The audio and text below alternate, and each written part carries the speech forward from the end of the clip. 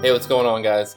So we get a question a lot from our viewers asking what we're doing in editing and how we're making footage look a certain way and the different looks that we're using and how we're color correcting our footage. Well, I like to do a real simple, just easy color correction, nothing over the top, keep it looking natural. And kind of starts out first off when you're shooting with the X5. I like to shoot at a real flat, just neutral color.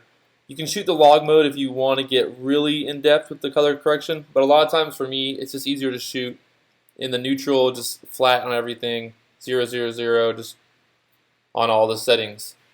And what I do is when I bring stuff into Final Cut, you'll see my clips are all here. I just chop them down on the timeline. I already have some clips on the timeline here, kind of edited to a song that we're going to use. And I just kind of start out the first clip. It's pretty easy. I just want to look at it. I can tell it's a little overexposed, but normally it's kind of good. Keeps everything in range there with your colors. And what I'm going to do is I'm going to drop my color correction filter right down on that. You'll see it'll pop up over here, color correction in the effects in the video tab. We're just going to go into the color board, real easy.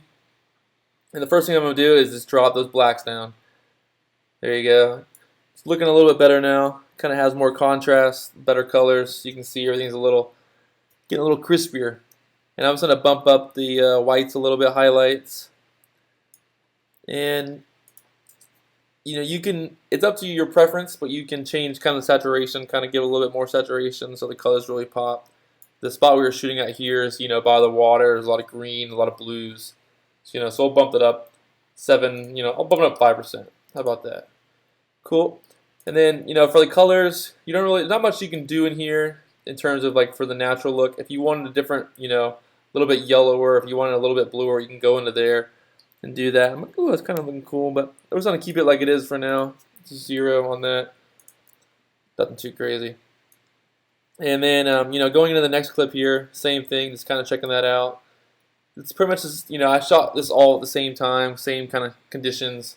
So pretty much for me, I'm going to just use that same color that I used on the first clip. I'm just going to copy that clip, and you can go here, and you can actually highlight the rest of your clips and paste attributes. And then we'll kind of go through, just kind of adjust. This looks pretty good. This is a little dark. We'll bump up a little bit in the highlights. Sweet. Same for this. Gonna bump the highlights up. Awesome. And then for the final clip, again, just kind of bumping the highlights. It's kind of a personal preference. You want to kind of keep your clips within range of what the natural looks are, but you also sometimes you can have your own personal preference where you're gonna make stuff a little more blown out, a little bit darker, stuff like that, depending on what the feel you're going for your video.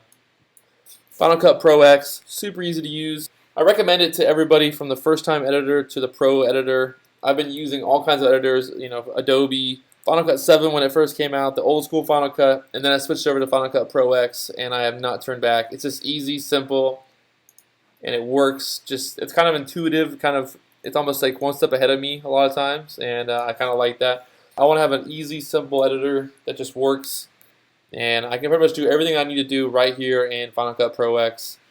If you have any more questions about editing your drone footage in Final Cut Pro X, let me know in the comments below. Thanks.